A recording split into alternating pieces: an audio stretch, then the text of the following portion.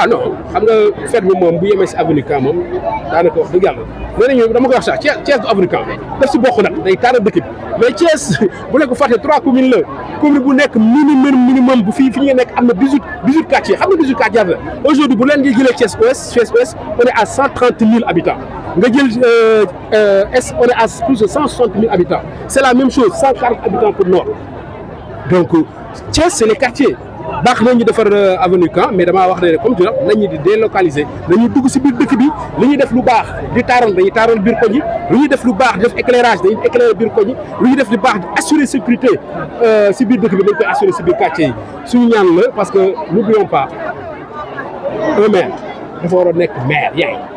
te yaay day sàmm njabootam yaay day déglu njabootam yaay du xàjjale dafa day boole njabootam yal nañu yàlla dimbale loolu yëpp wax dëgg yàlla yéen boobu ñu mëttali ko. waaw yéen rek la xam nga ku xam ne wax naa ko du député du maire du directeur général poche mu am ak cotisation ay membre am si biir membre yi yàlla personne trois yi jël sa retraite di joxe loolu dañuy wane rek niveau de civisme ak niveau l'esprit citoyen bi xam ne mouvement Thiès am na ko di ko jéem a labal lu ñu xeeb la mais yéene la di ñaan yàlla wax dëgg yàlla ñun bu ñu defee noonu yeneen parti ak mouvement yi def loolu bu may nekk rek jënd ay t-shirt ak ay ki baax na jënd t-shirt yi baax na gis nañu panneau yi fu nekk baax na si perte bi la bokk kenn weddu ko mais tam jàppale nit yi ñu mën a naan jàppale nit yi ñu mën a am fu ñuy tuuree ndox yooyu yëpp yu xam ne c'est des choses très simples mais très pratiques et qui peuvent rendre une fête très belle. dama koy résumer mu gaaw rek mooy nouvelle ville ça fait président mu fi ñëw le 24 avril le 24 avril waaw le 30 avril 2024 ñu ngi si lan ça fait léegi mu def 2 ans ñuy wax rek on est ñu ngi si liggéey dafa war a gaaw parce que dañoo soxla ay infrastructure soxla ay équipement collectif dafa war a gaaw parce que dañoo soxla 30 000 logements yi xam ne dañ ko wax askan daf koo soxla leneen loo xam ne bu ñu ko wax rajo Mbourkat dafa nekk métti xol il faut que ñu régler problème depuis 1977 avant sax Mbourkat bi ngi am ba léegi mu ñu ko régler nañ ko régler beneen boo xam ne dañ koy wax bu relance chemin de fer démb dafa am ancien conducteur train yi dañoo am benn l'entente des conducteurs train góor gi dafa wax sama yam daw dafa ne bu ñuy dugg si réunion bi dañuy def sifflet bi pour seen souhait moo ne ñoom ñëpp ay mag lañu def amul ku si amul pratiquement 80 bugguñu ndeysaan faatu te train bi dawaat loolu dafa daw yaram donc train bi dañoo ñaan yàlla na dawaat même du point de vue historique ay mag 80 ans ñu ne bëgguñu dellu te dégguñu train bi te dañoo bëgg président de la République nekk chef de gare bi ñu bëgg directeur chemin de fer nekk le conducteur xam nga loolu dafa daw yaram mais également c'est de l'emploi NSTS ñu redynamiser ko c'est de l'emploi aujourd'hui boo demee manufacture baax na mais manufacture ba léegi li ñu si war a def moderniser ko ba xam ne tam war na mën a gën a du point de vue local son rayonnement local dafa des ñu gën si góor mais également marché central la xolu Thiès nekk en terme économique marché central depuis ay at ngi ni mu ngi lakk président sax bu fi ñëw ba la passé bi inauguré 2 jours avant le lakk ñuy dig ne dañ ko war a defar mais il y va de la dignité des commerçants il y va de la sécurité des populations Thiès mérite un marché moderne comme toutes les grandes villes. xëyu xale yi ak ñi liggéey si wàllu kii informel bi loolu si waaw wàllu informel xam nga déjà dama laaj rek li ma la wax nii bu ñu ko relancé chemin de fer ñu relancé ko NSTS ñu relancé ko ñu góorgóorlu nag si formation professionnelle am nañ établissement public de formation professionnelle mais nañu ko gën a yokk parce que l'équité à l'accès à la formation professionnelle dafa war lu xam ne lu normal la à défaut ñi xam ne ñu ngi fi te ñu reconnaître ñuy ay entreprise privée ñuy former nañ leen jàppale di subventionner xale yi mën a am formation Jakarta man yi wax naa leen ko wax dëgg yàlla c'est une famille suñu njaboot lañu nañu utal solution parce que Jakarta man mënul continuer liggéey bu xam ne transitoire la ñuy fexe ba xam ne 30 ans après ñu mën a def leen te loolu day jaar ci accompagnement ak formation mais la santé suñu hôpital bi dañoo ko wax niveau 3 la ñuy bëgg suñu hôpital dafa manque ay matériels dañoo bëgg ñu moderniser infrastructure yi dañoo bëgg aujourd'hui ñu relever pratico-migral dixième dañoo bëgg centre dixième dañoo bëgg mu nekk EPS au moins niveau 1 yokk plateforme bi dañoo bëgg centre de santé xoolal fu mel ni tey aujourd'hui Thiès Ouest Thiès Est 160 000 habitants amul centre de santé alors que dañoo ne poste de santé bu nekk 5000 poste de santé 5000 la ça veut dire que tey fii rek waroon nañu am au moins 30 postes de santé centre de santé 50 000 la fii waroon nañu am 3 centres de santé amul centre de santé loolu c'est pas normal centre de santé bi am nord fan la nekk kër Mame El Hadj mais ñëpp gis ne dafa exigu donc pour la santé il faut également que état du Sénégal jàppale ko fu muy mu jëlee mooy ces quartiers qu'on a délaissés Médina Fall Kawsara Fall ces quartiers bu xam ne gis nañu amul infrastructure amul dara quartiers yi c'est mal loti lépp lu ñuy def Thiès dañ leen di fàtte lépp lu ñu def Thiès loolu nag bëgg naa également xam naa ne maire yi amuñu moyen que le président de la République jàppale mettre les moyens pour ñu restructurer ces grands quartiers populaires mun leen tam jox cette dignité d'enfant de Thiès ñu mën a am éclairage bu doy mën a am ay services sociaux de base yu doy mën a am également ay infrastructures locales yu xam ne doy na. président laaj bi ma c'est bien beau ñu réussir fête bi mais wax nga ne dërëm buñ ci dugal war nañ ko justifier après fête bi. ah sunu dërëm la sunu xaalis la nee naa xam nga saa da nga may laaj ma ne la man damaa génne sama poche joxe sama waa mouvement damaa génne sama poche amul benn maire bu génne poche suñu budget lañ joxe il faut que ça soit clair ah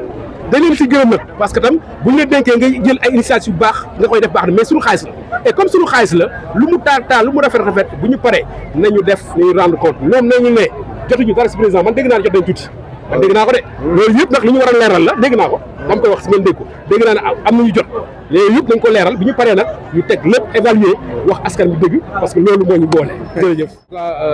Je voudrais démarrer et rendre grâce à Dieu. Rendre grâce également et remercier très vivement le président de la République qui nous a permis d'être dans cette dynamique de fête, qui nous a permis de pouvoir avoir le défilé le 4 avril. Mais également rendre aujourd'hui un brillant hommage à la presse. Je l'ai dit tout à l'heure, la presse locale, qui est toujours présente. Les Thiessois ont compris que ce défilé, ce 4 avril, est un rendez-vous pour le soir, est un rendez-vous avec l'histoire, est un rendez-vous avec la nation. Et Thiès, c'est un rendez-vous avec elle-même. C'est pourquoi je pense que c'est extrêmement important de voir cette dynamique collective, de voir cet engouement citoyen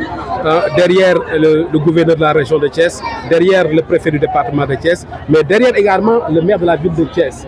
et les 3 autres maires qui sont en train de prendre de belles initiatives pour assurer une bonne réussite de la fête. Naturellement, le mouvement Thiès d'abord est une entité politique qui se confond avec la population. Nous serons ensemble avec la population pour accueillir le président de la République. Et comme je le dis dès le départ,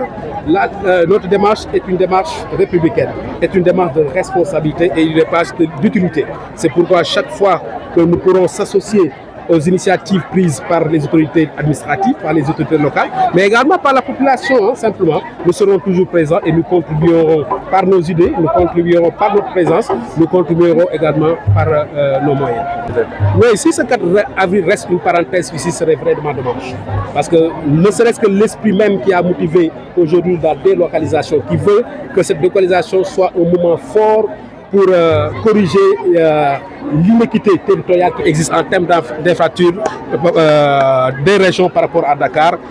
Je ne pense pas que ça soit la bonne chose. Maintenant, aujourd'hui, c'est vrai, nous n'avons pu constater, moi je l'ai dit dès le départ, que nous n'aurons pas de bâtiments, nous n'aurons pas de factures nouvelles qui sortiront. Nous avons fait qu'embellir, nous n'avons fait que nettoyer, c'est déjà bien. Mais je reste convaincu que le président de la République, je l'ai dit, il est beaucoup plus informé que tous, il est le plus informé des Sénégalais. Et je suis convaincu, avec cet élan qui fait que chaque fois qu'il a la possibilité de venir sur Thiès, vous l'avez vu hier, il était déjà là. C'est sûr et certain. Moi, je ne parlerai pas de cadeaux, mais je parlerai tout simplement d'attentes très fortes. Et je suis sûr que le président de la République viendra avec des actes et des décisions très forts. Des actes et des décisions très forts pour la population thiessoise. J'en suis très convaincu. Président Vita, certainement, pour les 3 derniers jours, vous avez des activités à mener. Merci d'y revenir. Oui, nous continuons. Vous avez vu aujourd'hui, le fait de s'être déplacé,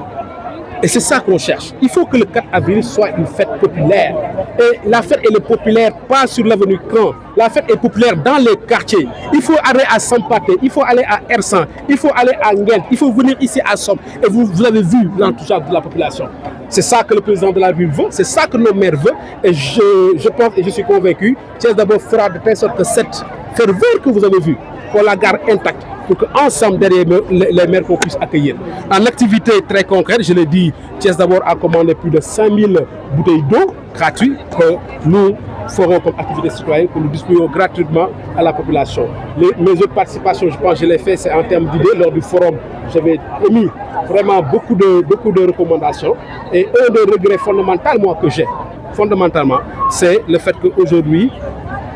qu'on n'ait pas pu associer de manière vraiment beaucoup plus inclusive les acteurs économiques thiessois. Que les artisans n'a pas eu la possibilité de faire, par exemple, ce qu'on appelle des expositions, pouvoir exposer leurs œuvres, que les cordonniers puissent exposer également les œuvres, que les autres corps professionnels puissent exposer ce qu'ils ont de mieux, que les acteurs culturels, Thiès, ville de culture, puissent également montrer tout ce qu'on a comme richesse. C'est ça un peu le regret, mais comme on dirait, des imperfections, il y aura toujours des imperfections. Et je pense, et je suis convaincu, et c'est l'appel définitif que je lance au maire, après le 4 avril, il faut qu'on fasse l'évaluation. Et il y va de l'intérêt de la prolifération, il y va du principe de la réduction des comptes, il y va de la transparence, parce que chaque sou utilisé doit être contrôlé, chaque sou utilisé doit être connu de la population. Et également, naturellement, un rapport également, c'est de donner les contraintes administratives, les contraintes logistiques, les contraintes infrastructurelles pour permettre une prochaine fois, lorsqu'on aura une fête aussi grande, parce qu'il y a d'autres opportunités qu'on peut avoir, qu'on puisse avoir un cahier de charges, qu'on puisse avoir un agenda, qu'on puisse avoir déjà une feuille de route qui nous permet d'entamer très rapidement l'organisation.